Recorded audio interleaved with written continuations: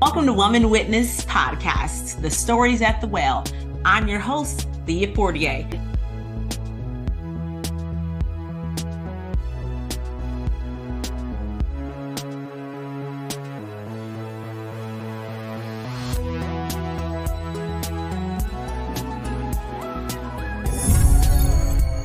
Welcome to Woman Witness Podcast, The Stories at the Well. I'm your host, Leah Fortier. And on this podcast, we are here to celebrate women who are living out their purpose and making a positive impact on the lives and the world around them. At Woman Witness Podcast, we believe in the power of women's voices and the importance of storytelling. Our mission is to provide a platform for women to share their stories, their ideas, and experiences through writing and storytelling. Whether you're an established writer or just getting started, this is a platform for you. Okay, before we get started, I want to thank you for joining us. And as always, anytime we gather at this well, we enter this well with prayer and petition.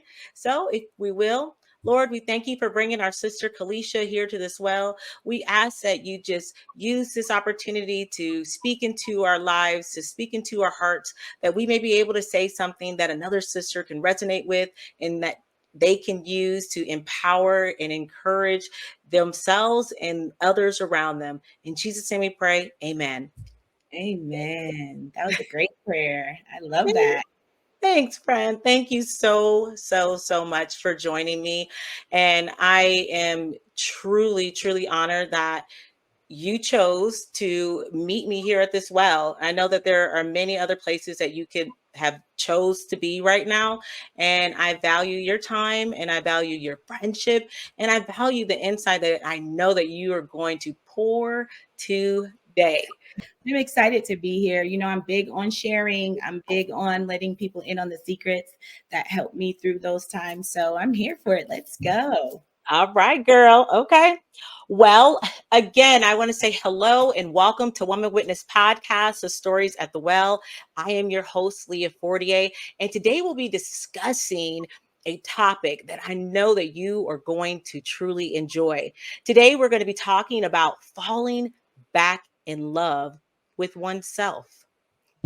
Now, this is a journey of self-discovery that many women embark on and regain self-love and overall a well-being. And I brought here a best-selling author, life coach, mom, and wife, Kalisha Wilson. Welcome. Thank you. Thank you. Thank you so much. What a interesting topic, as God has given me love as a mission this year. You know, every year I'm like, Leah, this is my theme for the year, whether it's use your words. This year it was love. I'm learning how to do everything in love, and that's not easy. You No. know, we're human, so that's not easy. Not all the time do I want to dip it in love first, honey. I want to give it to you, but I'm learning. I get further in my purpose when I use love. Even if it's something tough to say, you can figure out a way to wrap it. Yep. 100%. And that's why I think that that's why I know that having you here on this podcast, especially going into the end of the year, Kalisha, I do feel that a lot of women and people, they forget to love themselves first because we want to do for others, which is why I know that having you here and discussing this topic is so important. So I want to get started about talking about the journey of self discovery and love. And I want to dive right in, if you don't mind. And I kind of want to set the stage by reading a small passage from your book out of your first chapter titled Out of Love with Me. I was rereading your book last night and I just kind of got stuck on this passage. And it just so happens it was the first passage. And I want you to kind of talk us through some of these because I do believe that it's going to be able to give us the substance that we need in order to really drill this topic and bring it home for a lot of women to take a hold for themselves. So let me go ahead and pull it up, if you will. I made notes. Okay. So, chapter one, the day I realized that I didn't love myself anymore was the beginning of my true healing. I really considered all my actions and habits I had. I also realized all the areas that I had neglected and abused physically, mentally, spiritually. Back then, I love nothing because nothing loved me mentality. Now, I want to just pause right there and I want to give you the mic and give you the stage to really elaborate for our listeners on what that means. What does the I love nothing because nothing loved me mentality? Talk to us about that. I think I had to share that, and that I had to start the book off to let you know, like, so the readers can understand. I come from a place of hurt. I've come from a place of feeling abandoned with the beginning of my story. Those that know me, I'm very, very open about it now, whereas before it was hard. I was adopted. Your mother is your first love. Yeah. And children don't know the circumstances that are adult, that are wrapped around the situation. All they know is mommy and daddy gone. When the person who carried you, when you feel, let me use my words correctly because I love my mother, but when Yeah. the person you feel should protect you most is Mm, not in your life, you feel as if you cannot be loved. You mm, feel undeserving of it. And instead of opening yourself up again in that area, you're like, I'm not going to love nothing because nothing love me. If my mom, if my mm, dad, if my husband, those that are closest, those that are supposed to be our protectors, our yeah. partners, if they don't love me, I'm not loving anything. I'm not giving that if I'm never going to get it. And when you're in that, it is a very difficult place to love anything because you don't essentially love who you are. You feel that you were created as something bad. And I had to really come to grips with that not being embarrassing because there's no embarrassment about it. That was my journey. God protected me. I'm older now, so I know it was protection moves created by the Father. But in those moments, I was like, why love something? Yeah. It's very, very hard to embrace something that hurt you. You know what I Yeah. mean? So I was like, I need to be able to share this because I see so much hurt today. Some of the younger women, the women my age, my aunts, my Yeah. grandmother, those women who really came from an era of no voice. Yeah. Hard to give when you've been hurt by this thing that people want from you. Because Yeah. in essence, most of those people are very loving. Mhm. You know what I Yeah. mean? So in that, Yeah. and when I wrote that, it was like I had no other way to explain it other than the fact that I'm not giving it because I've never had it. I did, but I Yeah. felt like I didn't. And that's why my book is about emotion. I love that, Kate, and it makes a lot of sense because it is oftentimes hard for us to give something that we don't have or we don't feel that we have enough of. So I feel like as I read that first passage, I could relate to that because far too often, I believe a lot of us as women, especially moms and wives and entrepreneurs, or we're out working and we're providing a life for our family, we get to a point where we haven't had an opportunity to fill ourselves back up. And also, we could be empty from, a lot of things that we suffered through in our childhood or maybe from trauma. So Mhm. that part really resonated with me. And I love that you opened up with that because for me, it got my attention. It made me want to find out more about what it is and where you are and where you were and where you battled from in that moment. Talk to us about this self-discovery journey. Tell us a little bit more about the process of how you were able to discover who you were and regain your self-love and identity. I want to say that journey began when I healed my relationship with God. Okay. Mm, There's a lot of aspects to me. I was adopted and God placed me with a bishop, a pastor. So I have mm, that love instilled in me, but I also received a lot of hurt there. But mm. there came a point in my life where all the foundational things that I had learned began to resurface, and I realized, wait, this is within me. Who am Yeah. I? I really started by asking, okay, I know your name. I know everything about your story, but who are you? I remember we discussed that for a year, I want to say, you and I. Yeah. Figuring out who you are is the hardest, simplest thing in the world because you really have to be honest with yourself. Accountability takes a big part of that. And when you start to break it down instead of trying to tackle who you are at once, you know what I'm saying? Sometimes it starts with, what am I not? What do I know I am not? You know, okay, Wow. get these things going. So if you know you're not that, sometimes it cancels out things that you're in the habit of doing, that you're in the habit of behaving like. So it took all of the years of mothering, being a daughter-in-law, building the relationship back with my biological parents, losing the parents who raised me, realizing the ways in which I was protected by both of them in God's timing as Yeah. perfect, you know. And once I began to realize, wait a minute, all these things I went through, I got through, how did I do that? Do I share it? Well, it seems like this is going on and this is going on, and I wanted to help. Once I gave, honestly, my life back to God, Hmm.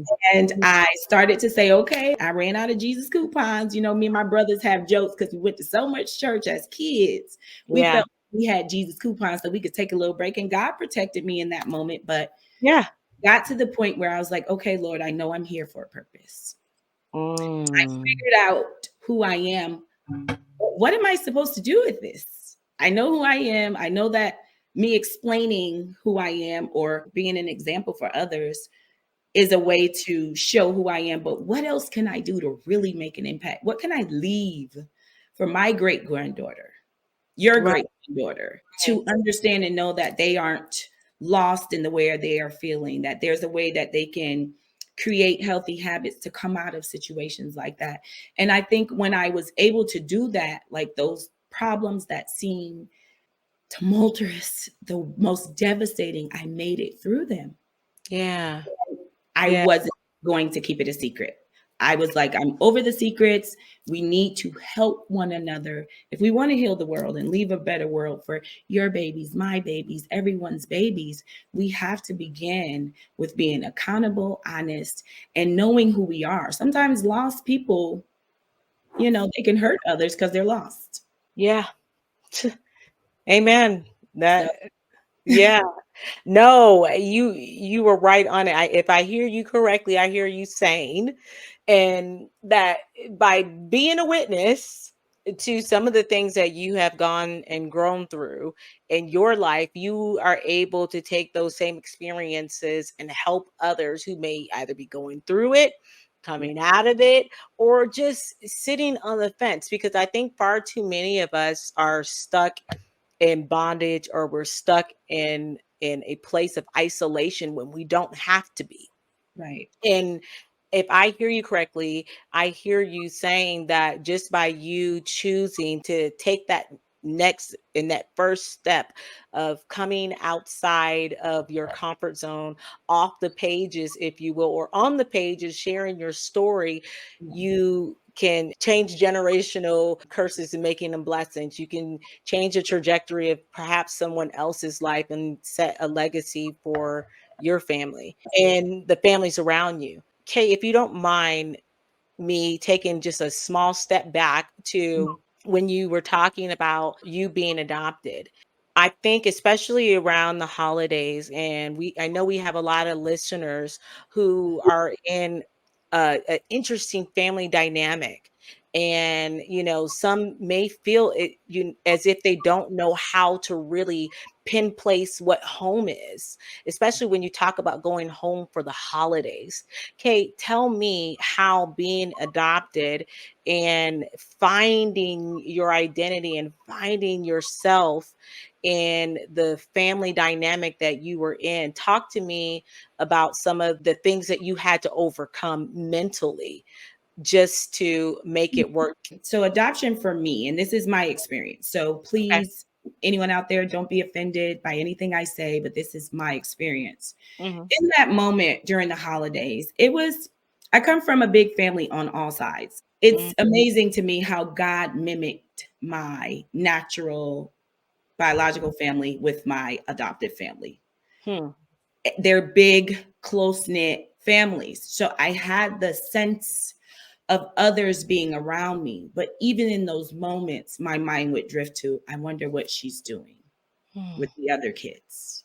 Mm-hmm. I wonder Mm-hmm. what my dad is doing. And you know, where I'm from, all three families are prominent families in the area. It's a thing where everyone knows. So you put on Yeah. this mask and you pretend because you know you're blessed. I was a blessed child.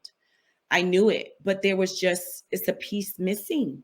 It's Yeah. like you have the puzzle to who you are, but that center one piece is missing. And your mind just drifts back to that. All the what ifs. What are they doing now? What does my mom look like? What does my siblings look like? All those things that could really chip at who you are or even add to your trust wall. Because if you, Yeah. you know what I mean? It really makes Yeah. you, it can create being a runner. It can create not trusting. It can create self doubt, you know, poor self image. Luckily for me, my mother who raised me was the polar opposite. You can do it. You know, get in front of this room. You're a light. You're a blessing. You know what I mean? So I For had to you. counter. And sometimes you have to be your own counter. You have to not believe the things that sometimes our mind would want to think towards the negative or unkind side. You got to shove them out. And that's honestly how I got by. I would have to shove those moments out and be in the moment I was in currently. And that helped me having my friends to lean on. Of course, I had some really close friends when I was young that I could lean on, and my cousin, my sister Regina, like I could lean on them, and that Yeah. was big. So there's no blueprint. And that's a sad thing to say. There's no blueprint on how to process healing in that area. I do know that you can. I Mm. do know that if God's timing is right, you're open, and the person you felt abandoned by is open, that there is space for healing and a, even more like the relationship I had with my mother, you know, I Yeah. I Yeah. love my mother with everything. Right. I realized that God loved me so much. He surrounded me by all these mothers. You know, my Mm. mom passed away who raised me, but I still have moms left. You know what I mean? So Yeah. I tried to really engulf and wrap myself in the blessing of it all. And that's what helped push past those moments, but they'll come. They'll Yeah. come.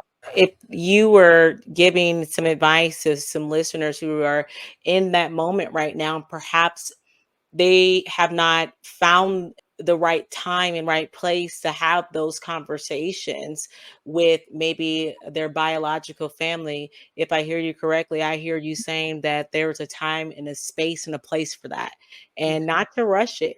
I believe that if we just take the focus off of the other side coming to us and put the focus on, okay, I know one day it's going to happen. I'm going to meet my mom or dad or sisters or whoever.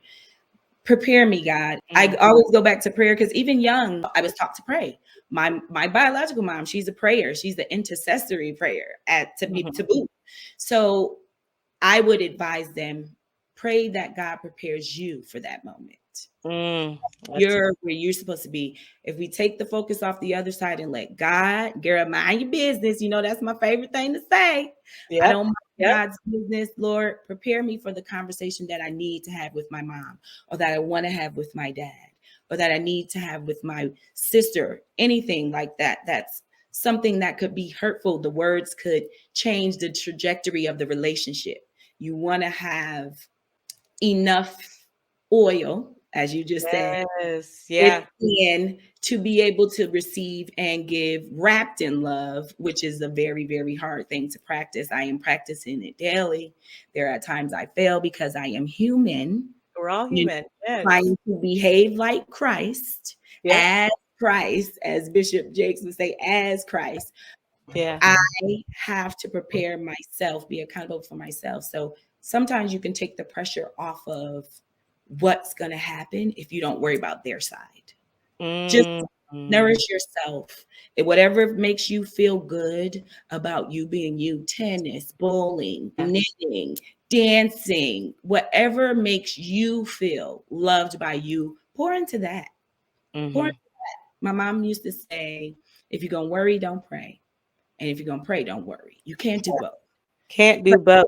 that and then worry about yourself. Pray for yourself, nourish yourself, and everything will fall into God's will. That's the problem. We're wanting it to be ours, and yes, ooh, I would love to have all my plans come true, but they're not my destiny. You know what I Nope. mean? Nope. You know when you're on it, and they're not my destiny. So I just want people to not put so much weight on the other side. Just take care of your heart. That's it. Yeah, prepare your heart. It leads me into the second part that I want to talk about, which is identifying and letting go of a negative self perception.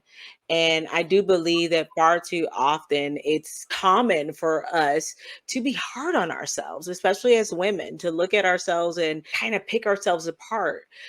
And by doing so, it's kind of what you were talking about. When we begin to pick ourselves apart, we start picking apart our identity.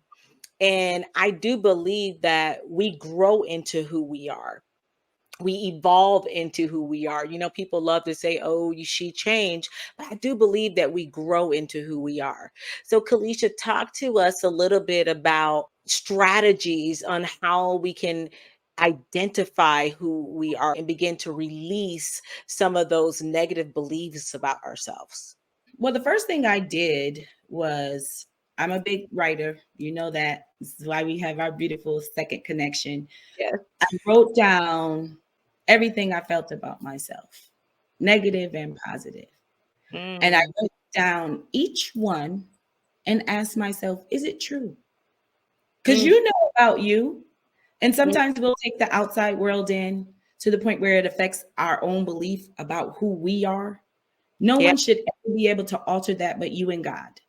Yeah. Even if you are a person who had a habit of doing this ABC, and you want to unlearn that and are practicing another healthy habit in its place, you can tell another person who sees that, because you know we'll have the negative people that go, girl, well, you did that all the time, you've been doing that all this time, why is it, you know how that Oh, goes. yeah. Oh, You, yeah. I found that in those moments, even picking up your strength by saying, I know that I did that before, but now I've grown and I'm making a new choice for myself as a standard. And I'd like you to respect that. You can say that. You are I, allowed to grow, because anything that's not growing is dead. And I mm, don't want to be with anything dead. They're hung up on change.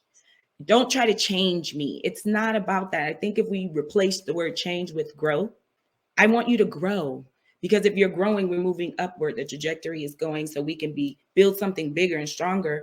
And you can't believe it. First, yeah. you got to not believe it. They can tell me I'm a purple elephant. Until I believe I'm a purple elephant, they can say what they want. It doesn't matter. Here again, we put so much weight on what other people think, and the healthy thought of yourself. Everything else will resonate around you because they'll know that's not your standard. Do you get what I'm saying? Oh, 100%. So Absolutely. I just think that it takes practice, practice, practice. I love that, Kate, Kalisha, and I want to talk to you about something.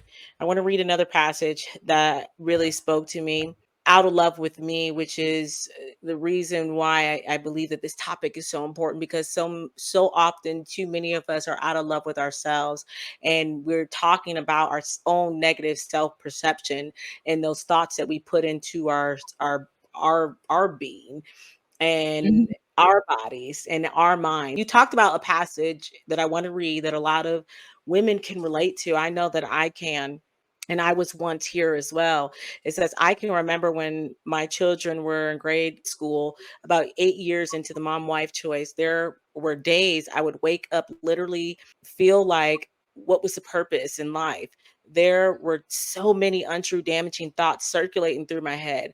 At times, the main concern was that I wasn't steady. I wasn't bringing in money. I hadn't saved a dime and I didn't know how. We're talking about self perception, a negative self perception. You said, I thought I was worthless. And and I had accomplished nothing but childbirth, not realizing that just bringing decent humans to this crazy world was a major accomplishment. I want you to talk about that, Kalisha. I want you to tell more of us women who are in that moment right now. I know that there are a lot of moms, and for you, you are in a different place in motherhood, and Woo-hoo! you're free. But so often, a lot of us, especially when if we're making transitions in motherhood, sometimes we feel as if we're lost, Yeah. or we've lost our self identity. So talk to us a little bit about this part of the passage that I just read. I put that in there because I have girlfriends, right? Close Right. friends, confidants, and we all share certain things that we may go through or things we're battling with to bounce ideas off of each other. And this was a commonality amongst a lot of my friends. And I was like, why don't we talk about it? You know what I'm saying? Like, it's a very dark and heavy place to sit in because you feel like you literally are like living in Groundhog's Day. You Yeah. don't have any purpose. And that's when you should know in your mind that you're not giving any time to you, Huh?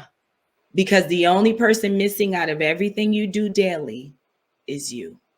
And Huh. I put that in there because I had to really take a look at everything that I did.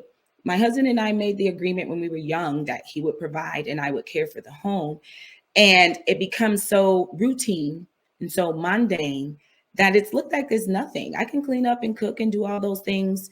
But what else am I doing? You start to feel like you have no purpose. You're only being a mom. You're only being a wife. When you came in the world, I came here as Kalisha, right? Huh. So all these other hats have been added and we never take them off. So then we start to feel like, where am I under all these things? Mom, daughter, coworker, wife, everything that you are to everyone. And then let's be honest, when you're a mom, folks are takers. You know, Yeah. everybody wants something from you. Nobody ever comes and if they do give you something, it's macaroni art or a flower they pulled out of the field. You know what I'm saying? Nothing that's like, do you know me? Like, I don't even like macaroni. But we get in that mode, and it's because I realized I wasn't doing anything. Yeah. Back to your point of oil. I was empty. And when Hmm. you're empty like that, anything that's empty doesn't run well. If you don't fill your car up and you try to go, you can try all you want, honey. You need to gas yourself up, and we don't do that. We No. forget who we stop putting ourselves together in the morning. We stop taking that afternoon walk, making time because you Yeah. rather, you know, you Yep. gotta the first part of it is having the strength to recognize and pick yourself up.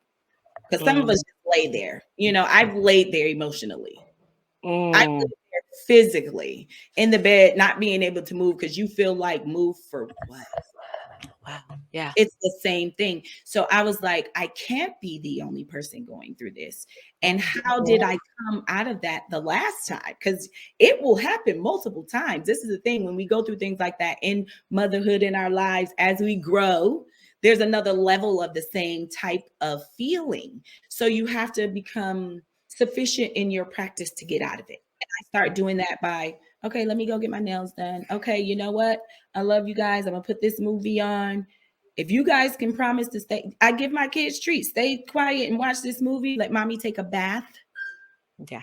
I'll take you to Chuck E. Cheese Saturday. Something, whatever that. I'll make cookies Friday. Reward them, but reward yourself. And you got to take those moments to say, okay, you're a beautiful person. You're a wonderful person. Look at all the things you've accomplished. Your children are healthy. There is someone somewhere right now hurting because they want to be a mom, and you are one. And I know sometimes it doesn't always feel like a blessing, but it is. And sometimes we forget that because it's so routine.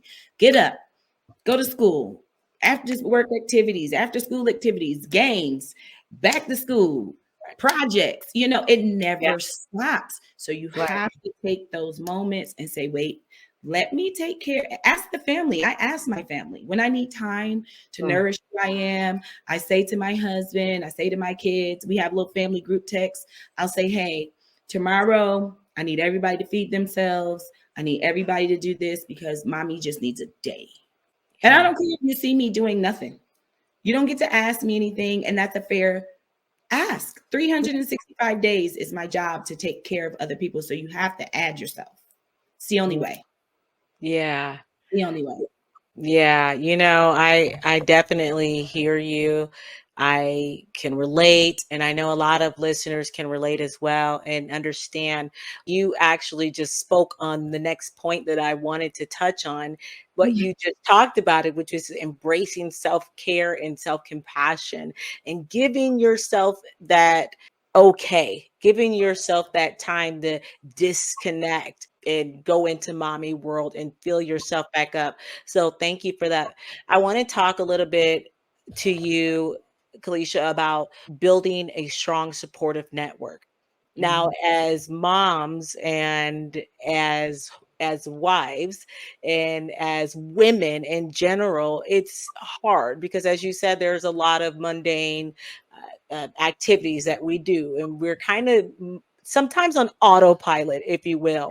Yes. But I want to talk to you about how can women surround themselves with positive influence? What are some of the strategies to overcoming social pressures and expectations? So the first part of your question is building your network, right? Yes. My Yeah. network has shifted with every Mhm. level Mm. on the trajectory I was going in. So, what I've learned is the moment I started to really get myself on track, not worried about anybody else, the relationships that weren't healthy fell off. Hmm. That's so. This is again where minding my business came in handy. I prayed and said, Lord, I want to make sure all the relationships around me feed me like I feed them. They are healthy for me and feed those pieces that I need. When I prayed that prayer and worked on me, He took care of the rest. So that's what I will say honestly happened with my relationships. Mm. Secondly, when you have those relationships, you know they're nourishing because you feel nourished. Like there's no way to explain it. If you have a friend and your friend can be honest and you could be honest, and even when things happen that someone didn't like, you can use your words instead of gossip or slander or you Yeah. and I are also friends. I would never go to anyone else if I had an issue with Leah because you're Leah. And Right. once you operate within that dynamic and have a complete understanding of any relationship, especially friendships, especially sisterhood, so to Yeah. speak, there's a certain sacredness and Mhm. there's a certain love that keeps you accountable in the relationship. If that's how you feel in it, then you pour a little bit more in it and it becomes deeper, and you pour a little bit more and it becomes deeper. And that's how I feel I've grown my friendships and my relationships with those around me. And Mhm. honestly, I'm always the smallest person in my room. I'm Mhm. the most unintelligent person in the room I'm in. I surround myself with the things that I aspire to be. And my friends are all pushers for me. I'm pushers for them. I push them to go forward. They push me. And once I got myself surrounded by people like that, even younger, my life was protected. I'm gonna say it to be the best. Like you feel protected because you have another source. And then those moments when you're down and you're feeling alone, and your friend will feel it. They'll call you and they'll say, "Hey, what you doing today? Let's go have coffee. Haven't Yeah. talked to you out of the blue." That's them feeling everything that you've connected. It's a very important thing, I feel. I like that. Kalisha, talk to us about strategies of overcoming the social pressures and expectation. Because if you are like me, and I know you, but for some of our listeners who are like us, Mhm. and you mentioned that as time goes on, that your relationships evolve and they change.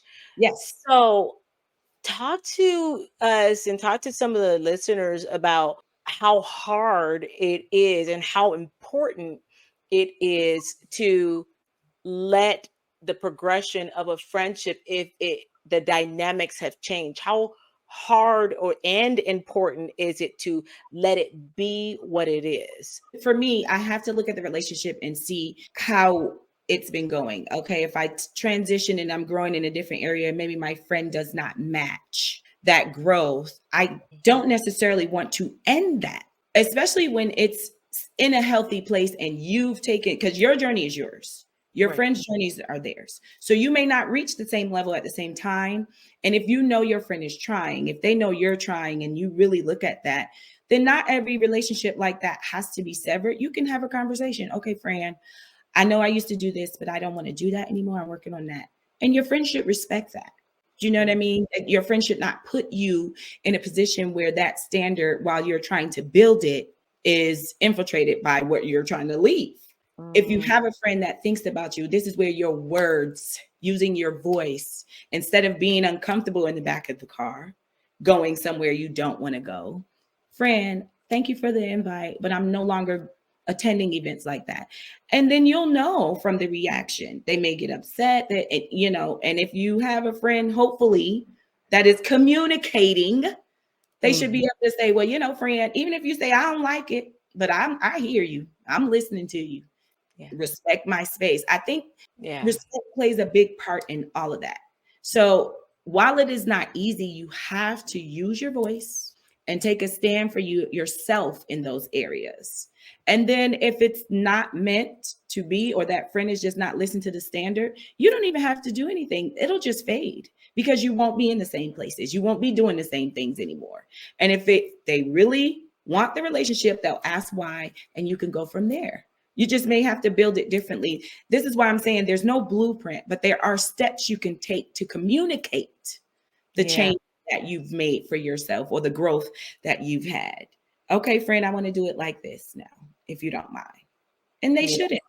If they really love you and if they want to be kind to you in their friendship, even if they don't understand it, they should oblige and say, you know what, friend, absolutely. And I support where you're growing.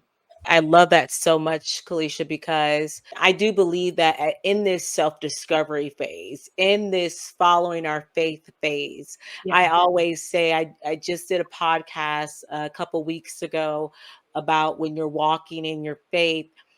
Usually, we're taking this journey alone, this self discovery, this self identity journey alone.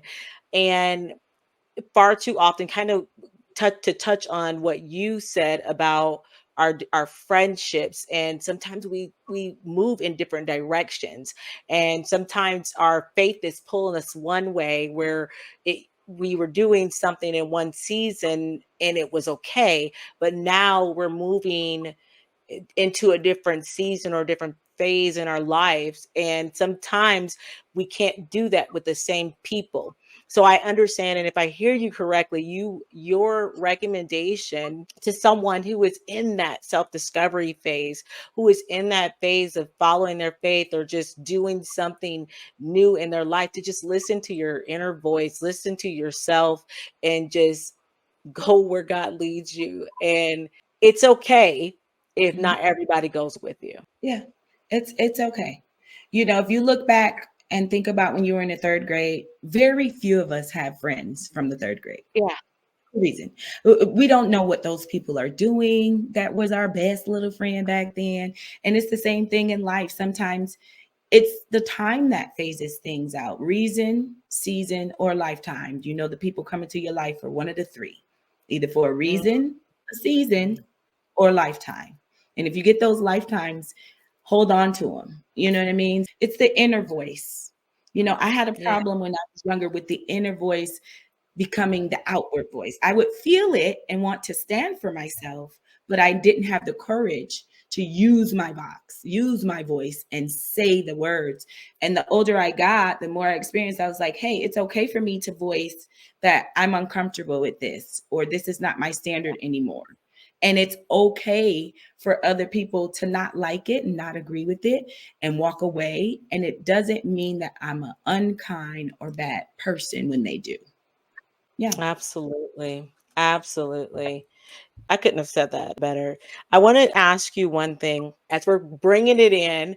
I want to Yes. cover two more topics. I want to talk about celebrating your personal accomplishments, because I do believe that when we're on this journey towards self discovery and self identity and loving ourselves once again, I do believe that it's important, as we were talking about, listening to our small voice inside of us, listening to our feelings and our emotions, and also celebrating those small victories and personal accomplishments. So, talk to us, how can women acknowledge and appreciate their achievements? Okay, so I'm going to give you how I do it. I Okay. have certain goals I set for myself. And I recommend this to all my friends. I set goals for myself. And when I accomplish those goals, I do something. For me, I like to shop. I like to go get Mhm. massages, things that really make me feel good about me and are totally, I didn't say I'm going to take the kids to dinner. I didn't say something for you. It's okay to want to celebrate with family. You can do it that way. But I think the comfortability sits in you having the choice on how to celebrate your win.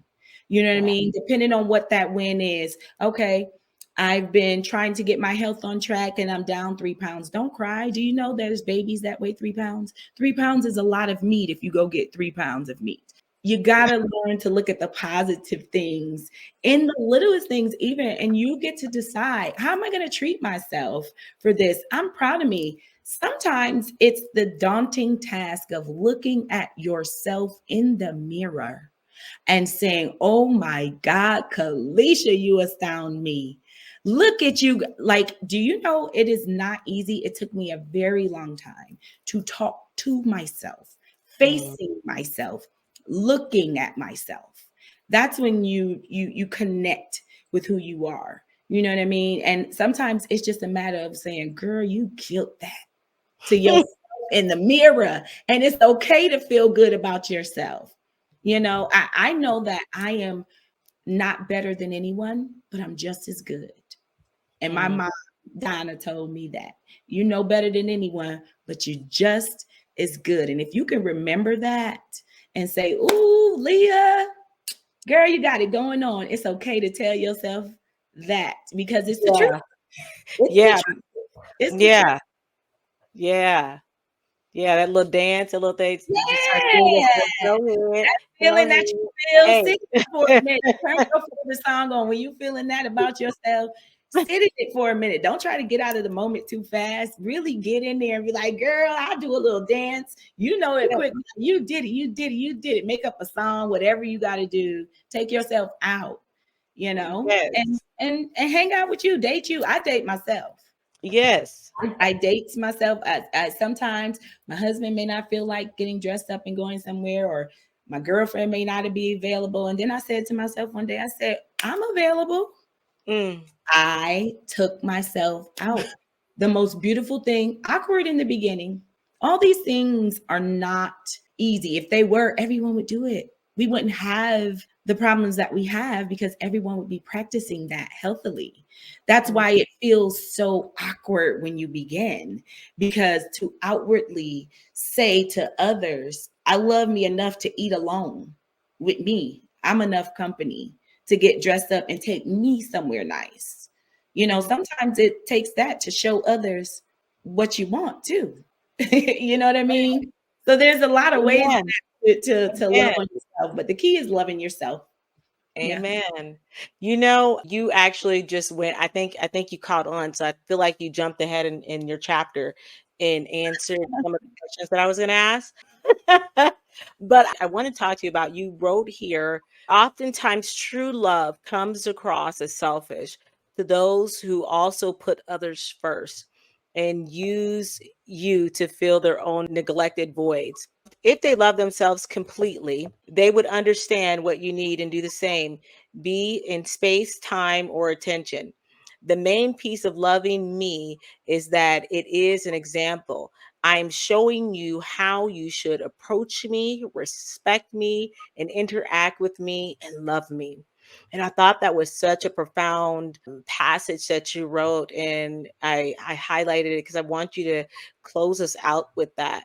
Talk to us about, and I know you just kind of touched on it a little bit, but I want you to go a little bit deeper. Talk to us about some healthy organic ways for us as women to show our children and our families and our job and show the people around us how to interact with us, how to treat us, how to love us, because we're trying to fall back in love with ourselves again. How do we protect that space? Like I said in the book, we do it by example. That's the first thing. If I'm not being kind to myself, how can I ask you to be kind to me? I'm not even showing you what that looks like, because everyone has learned their own version of love, right? Through our experiences, through our childhood, and all those things that happen, we learn to love a certain way. And when we then try to love another person, we automatically put them under the standards of the love we know. So then, if you have a person who is putting everyone before themselves, coming home to a person who puts everyone before themselves and they're both expecting the other, do you know what I mean? It becomes a conflict because we're not seeing each other, we're not hearing, and we're not understanding the way to love that person. So Right. I felt the best way, I told my husband, we're going to alternate dates every month. It's going to be my turn to choose the place, pay for it, do our thing, and then you'll do it the next month. But when I pick the restaurant, I pick the type I want him to take me to. Let's be clear. Ah, You have to that's show, it.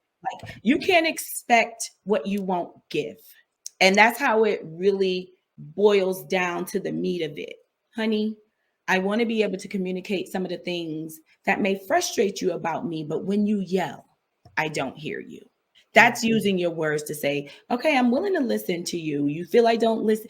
All the things we feel people aren't doing are a mirror. I've learned that. I complained to my daughter about her leaving her purse on my kitchen chair, and I came in and my jacket was on the chair. I did it by example. And I had to then go to her and say, you know what?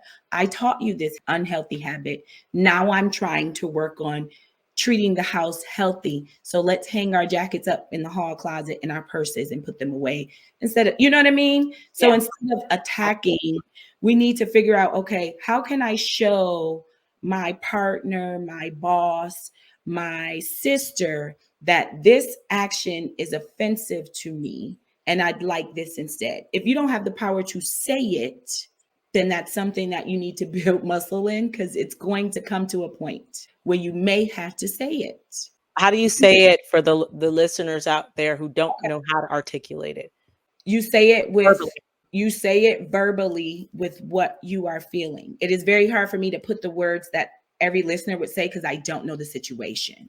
You know Mhm. what I mean? But I do know I can say, for example, I could say, I got a perfect one. I would be at home all day with the kids. This is when my kids were younger. But when my husband comes home, everything that happens in the day, I want to blurt it out to him. Yeah. He would be rejecting of it, of course. And we would always get into it because he's like, give me a minute. Yeah. And then we've created a whole moment when he could have said, babe, when I come in, give me about 30 minutes to wind down from work. And then you can hit me with the house stuff. I don't know he's feeling like that. All I know is I've been around little people all day. I want some adult conversation. And let me tell you about this real stuff that's going on. I want to talk to somebody besides Barney and Cody Oko or whoever is the hot cartoon of the day. It's hard Mhm. for mom on her end because she's been with the little minds all day. So she wants the company of her husband. And then it's hard for dad because he's been out there in that world, toughing it out as a man to provide for his family. And those have stressors also. But the day my husband came and was like, babe, he did. He calmed down. He said, babe, just give me a minute. And I Mhm. understood. But if you don't communicate, if we had been going in that same pattern, they would have just gotten worse and worse and worse. Respect is always where it begins for me. If Yeah. you love something, you respect it. And Yes. that's just where it is. I don't feel that you can, out your same mouth that you say I love you with, say I fill in the blank. Do you Right. get what I'm saying? So it's just a matter of keeping everything in a respect and then having the vulnerability to be honest and say, hey, this is hurting me. Can we change it? If you don't have the voice to say it, text it. You can't turn off a text. That's Learn yeah. texting is powerful because the person will read what you said, even though they may comment in between. You Yeah. still want the chance to be heard if you don't have the courage, because that's how I did it too sometimes. Kalisha, thank you so much. And as we are now wrapping up, I want to just start by saying that your journey to falling back in love with yourself is truly inspiring. It is needed for one to fall back in love with themselves. I know the information, Kalisha, that you shared today was important, and I know that it helped myself, and I know that it's going to be able to help a lot of listeners. Remember that it's never too late to fall in love with yourself again. And before we close out, I want to give the floor back to Kalisha so you can tell us where to find you, where to follow you, where to pick up your book. Go ahead. Everyone can go to KalishaWilson.com and find everything. That's where my book is, the link to my book, the link to my Instagram, the link to my yoga store. Everything that I am sharing with the world is at KalishaWilson.com. And just remind us of the name of the book, Kalisha. The name of the book is Take a Seat in Your Destiny, A Woman's Guide to Stop Running with the Emotions. Please share, share, and share. I thank you so much, Leah, for having me here. You're such an inspiration. I am honored to be on here and share what I have with the women listeners and the listeners you have. And I am so appreciative of everything that has come into fruition for me through your hands. Thank you so much for saying that, Kalisha. You are so sweet. Okay. I will list all of the information to contact Kalisha and follow her on all social media platforms. So I want to thank you all again for tuning in to Woman Witness Podcast, The Stories by the Well. I am your host, Leah Fortier. We hope that you were inspired by something that was spoken today. And if you resonated with any part of this message, we ask that you share it with a friend, share it with a family member. We ask that you like and subscribe and follow us for more stories here at the Well. And if you believe that you have a story that will touch the lives of women around you, please email us at info@womanwitness.com.